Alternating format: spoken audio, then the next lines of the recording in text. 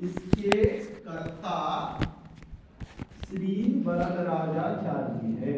लघु सिद्धांत कौमुदी के कर्ता कौन है? श्री वरदराजाचार्य। बोलो वरदराजा, धीरे धीरे बोलो। वरदराजाचार्य,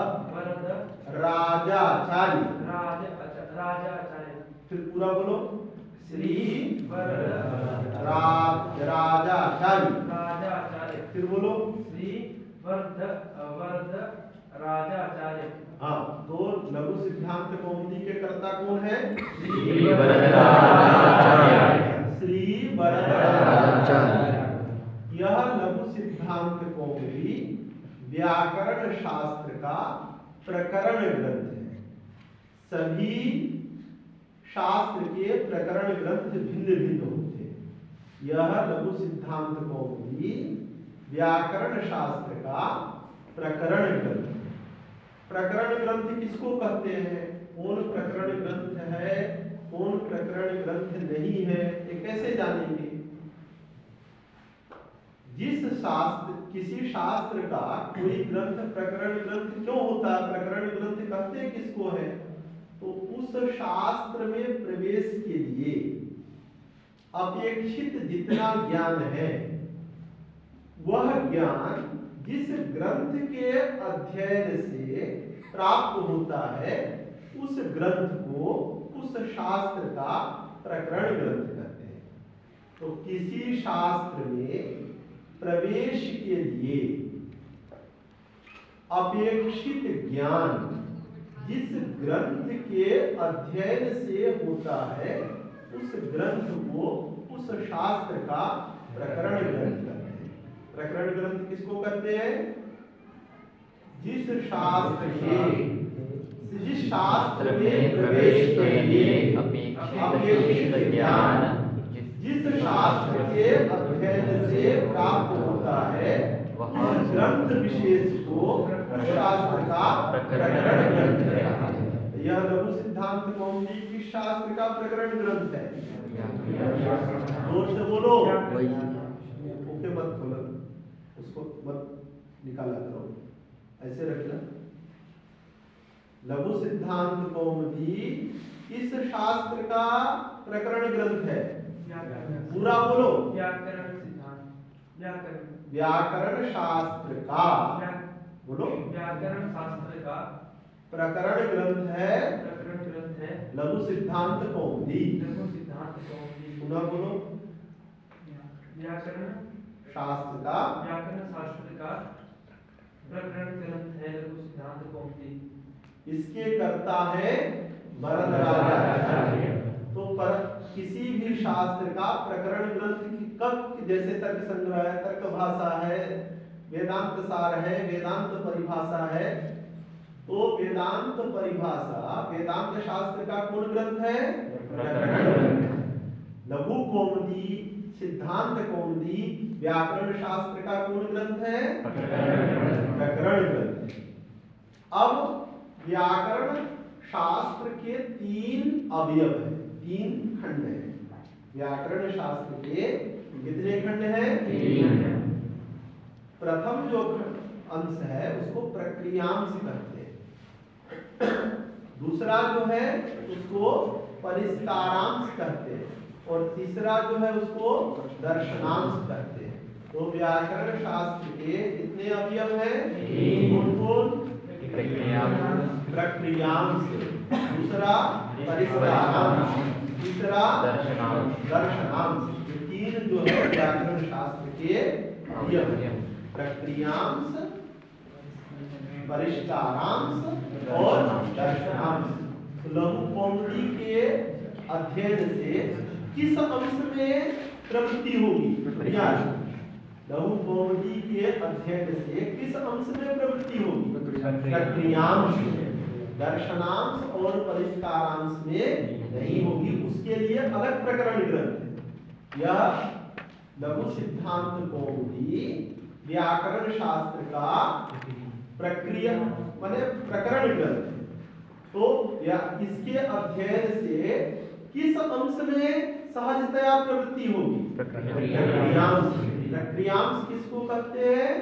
इस ग्रंथ के अध्ययन से प्रक्रिया, प्रक्रिया माने शब्द के सिद्धि की प्रक्रिया ज्ञान होती है, उसको प्रक्रियांश कहते हैं। तो यह लघु सिद्धांत कौमुदी किस ग्रंथ का प्रकरण ग्रंथ है? किस शास्त्र का प्रकरण ग्रंथ है? व्याकरण। पूरा बोलो। व्याकरण व्याकरण शास्त्र का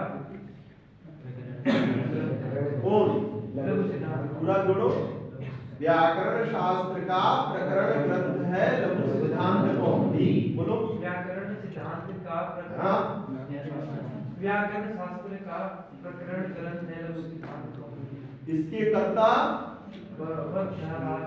वरदराजाचार्य। वरद। मुख खोल के बोलो ना। वरद। हाँ, वरद राजाचार्य। राजाचार्य। वरद राजाचार्य। वरद राजाचार्य। वरद राजाचार्य। वरद राजाचार्य। आचार्य क्यों? वरद राजाचार्य। वरद राजाचार्य। वरद राजा। वरद राजा। राजा में कर दो राजाचार्य। राजाचार्य। और फिर राजाचार्य। हाँ, फिर बोलो वरद राजाचार्य। वरद राजा। अरे मुख। वरद राजाचार्य। हाँ, राजा को और बड़ा करो। कितनी करो? कितने बड़ा करो? वरद राजाचार्य। फिर आचार्य। वैसे ही खोले रहो ना, मुख बंद। वरद राजाचार्य। हाँ, इस ग्रंथ के कर्ता है वरद राजाचार्य। अब वरद राजाचार्य ने लघु सिद्धांत कौमुदी की रचना की। जब भी हम कोई कार्य करते हैं तो उस कार्य के आरंभ में मंगलाचरण करते हैं।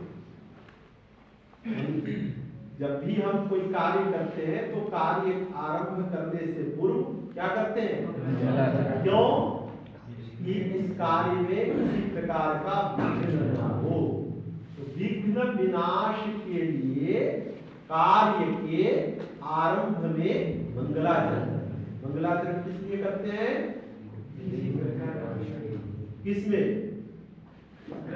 माने प्रारिप्सित जो कार्य का हम आरंभ कर रहे हैं, प्रारिप्सित जो ग्रंथ, उस ग्रंथ के समाप्ति में कोई विघ्न न हो, इसलिए ग्रंथ के आदि में हम मंगलाचरण करते हैं। तो ये पूरे लघु सिद्धांत कौमुदी में देख रहे हो 200-300 पृष्ठ है, तो लिखने में 1-2 महीना लगा होगा ना। तो बीच में कोई विघ्न न हो उसके लिए हम मंगलाचरण करते हैं। तो मंगलाचरण का प्रयोजन क्या है? विघ्न विनाश। मंगलाचरण क्यों किया जाता है? विघ्न विनाश। तो विघ्न विनाशाय मंगलाचरणम क्रियते। मंगलाचरणम किमर्थम क्रियते? विघ्न विनाशाय मंगलाचरणं क्रियते। मंगलाचरणम किमर्थम क्रियते? विघ्न विनाशाय मंगलाचरणं क्रियते। विघ्न विनाशाय मंगलाचरणं क्रियते। तो विघ्न के नाश के लिए मंगलाचरण करना चाहिए। यह मंगलाचरण 3 जगह होता है। मंगलाचरण कितने जगह होता है? 3 जगह होता है। ग्रंथादौ, ग्रंथमध्ये, ग्रंथान्ते च मंगलम आचरेत्। ग्रंथ के आदि में, ग्रंथ के मध्य में और ग्रंथ के अंत में मंगलाचरण करना चाहिए। ये केवल ग्रंथादौ, ग्रंथ मध्य, ग्रंथान्ते, केवल व्याकरण शास्त्र में ही मंगलाचरण किया जाता है। अन्य शास्त्र में मंगलाचरण नहीं किया जाता, 3 जगह नहीं किया जाता। दूसरे शास्त्र में मंगलाचरण केवल ग्रंथ के आदि में किया जाता है, लेकिन व्याकरण शास्त्र में मंगलाचरण आचार्य ने ग्रंथ के आदि में, ग्रंथ के मध्य में और ग्रंथ के अंत में किया है। क्यों? क्योंकि वृद्धिरादि इस सूत्र के भाष्य में भगवान भाष्यकार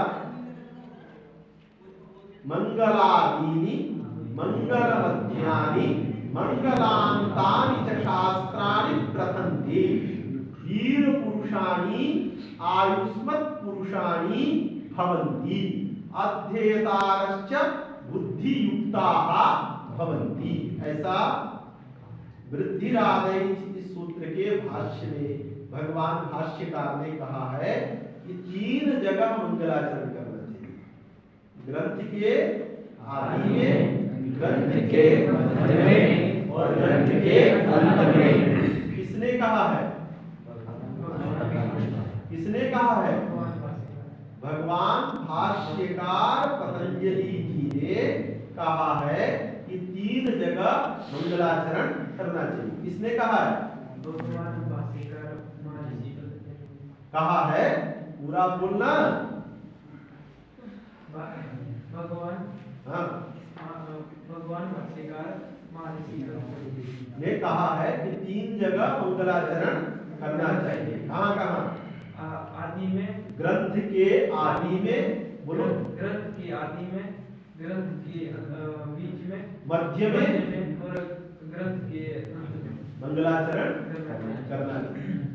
उसी के आधार पे वरदराजाचार्य जी ने ग्रंथ के आदि में और ग्रंथ के अंत में, ग्रंथ के आदि में भी मंगलाचरण किया है और ग्रंथ के अंत में। जब सबसे ग्रंथ आएगा यूनिवर्सिटी, इसके अंत में शास्त्रांतरे प्रविष्टानां बालानां चोपकारिका कृता वरदराजेन लघु सिद्धांत कौमुदी, ये अंत में करें। तो ग्रंथ के अंत में और ग्रंथ के आदि में वरदराजाचार्य जी ने मंगलाचरण किया है। बात समझ में आई? तो मंगलाचरण क्यों करना चाहिए? विघ्न विनाश के लिए मंगलाचरण करना चाहिए। कहाँ करना चाहिए? हाँ? ग्रंथ के आदि में, ग्रंथ के मध्य में और ग्रंथ के अंत में मंगलाचरण पूरा ग्रंथ के आदि में, ग्रंथ के मध्य में और ग्रंथ के अंत में मंगलाचरण करना चाहिए। करना चाहिए। ऐसा हमारे भगवान भाष्यकार ने, भगवान भाष्यकार पतंजलि ने कहा है। इसलिए वरदराजाचार्य जी ग्रंथ के आदि में मंगलाचरण कर रहे हैं। नत्वा सरस्वतीं देवीं, सरस्वती सरस्वतीं देवीं नत्वा, देवीं नत्वा, देवी को नत्वा माने नमस्कार करके। इसको नमस्कार करके देवी सरस्वती, देवी नत्वा, इसको नमस्कार करके देवी नत्वा, देवी को नमस्कार करके। अब ये देवी कैसी है? तो देवी के 3 विशेषण हैं। सरस्वतीं, शुद्धां, गुण्यां। देवी के कितने विशेषण हैं? 3 विशेषण। कौन कौन? सरस्वती, एक विशेषण, शुद्धां 2 विशेषण, गुण्यां तीसरा विशेषण। तो देवी को नमस्कार करके। कैसी देवी है? शुद्धां। शुद्धां का अर्थ है शुद्ध स्वरूपां। उनका, देवी का स्वरूप अत्यंत शुद्ध है। शुद्ध माने जो तुषार देखे हो, बर्फ, उसका कलर कैसा होता है? वैसा देवी का स्वरूप है। तो शुद्धां, शुद्धां का अर्थ क्या है?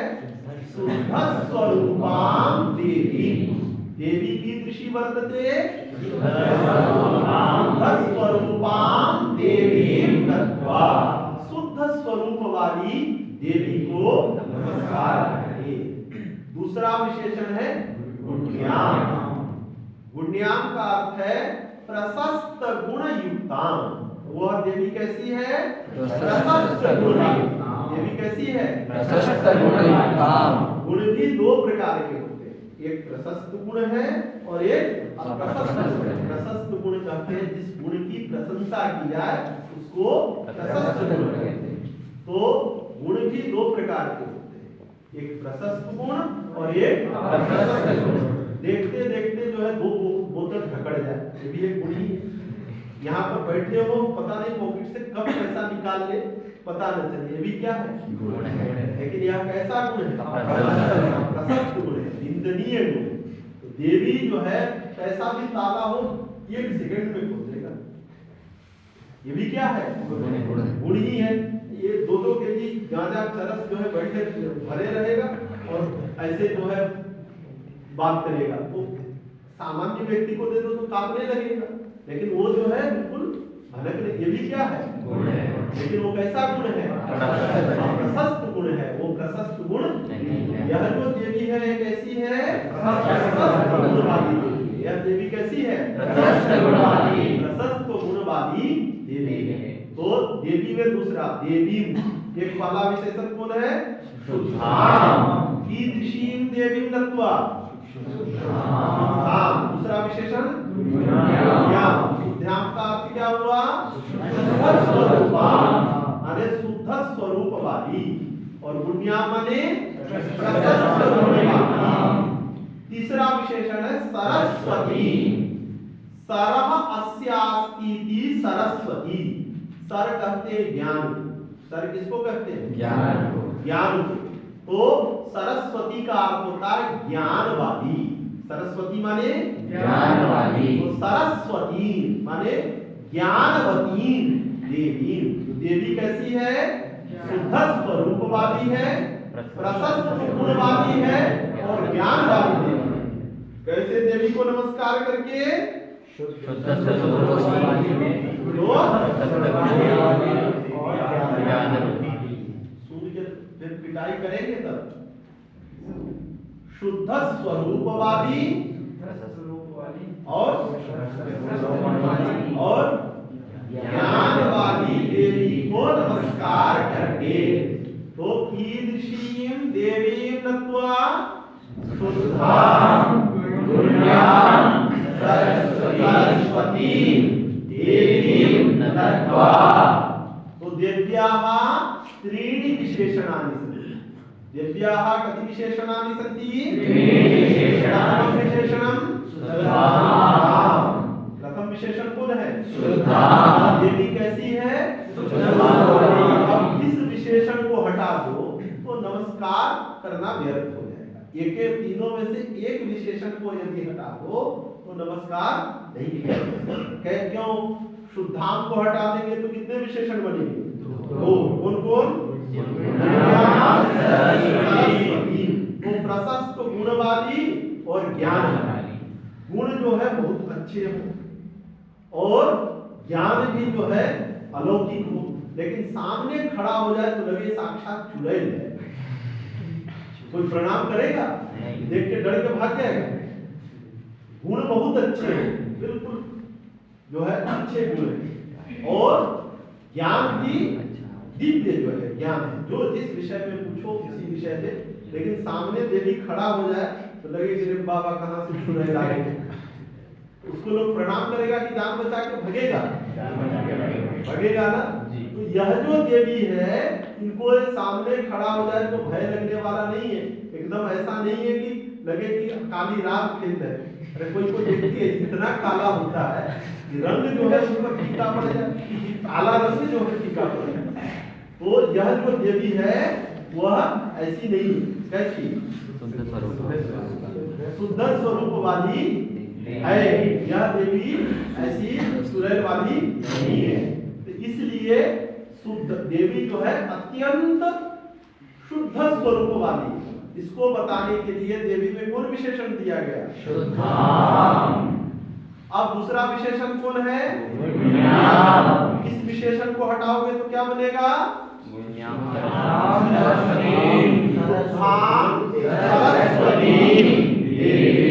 तो अर्थ क्या होगा? शुद्ध स्वरूप वाली ज्ञान वाली देवी को नमस्कार। रूप भी अत्यंत शुद्ध है, माने शुद्ध स्वरूप है, और ज्ञान भी बहुत है। लेकिन गुण ऐसे है कि 2 मिनट में कब अकाउंट खाली करते तो ऐसे जो है गुण है, उसको कोई प्रणाम करेगा? देखो तो अत्यंत जो है गौर वर्ण की है और ज्ञान भी जो है तड़ातड़ फटाफट अंग्रेजी बोल रहे हैं, लेकिन पता नहीं कि कब जो है अकाउंट खाली कर दे तो प्रणाम कोई करेगा मिलेगा। ऐसी भी देवी नहीं है। इनके गुण कैसे हैं? प्रशस्त गुण वाली। कैसे गुण वाली है? अब तीसरा विशेषण जो है सरस्वती हटा दो तो भी देवी को नमस्कार नहीं किया जा सकता। तो क्या तीसरा विशेषण हटाओगे तो क्या होगा?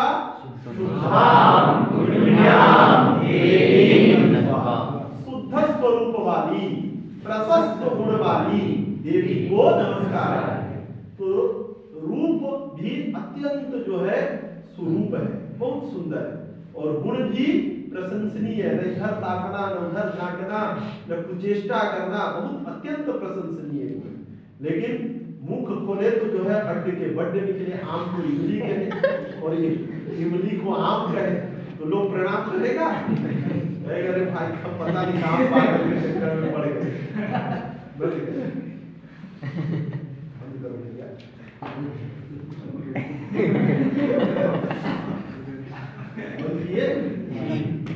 एक जो है अगरतला में एक देवी रही सुलेखा, तो प्रथम वर्ष में रही तो मैं प्रथम वर्ष वाले को नहीं पढ़ाता, न्यूनतम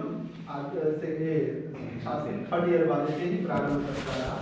एक्स्ट्रा जो है जो आ जाए उसको अतिरिक्त में पढ़ाता रहे, नहीं तो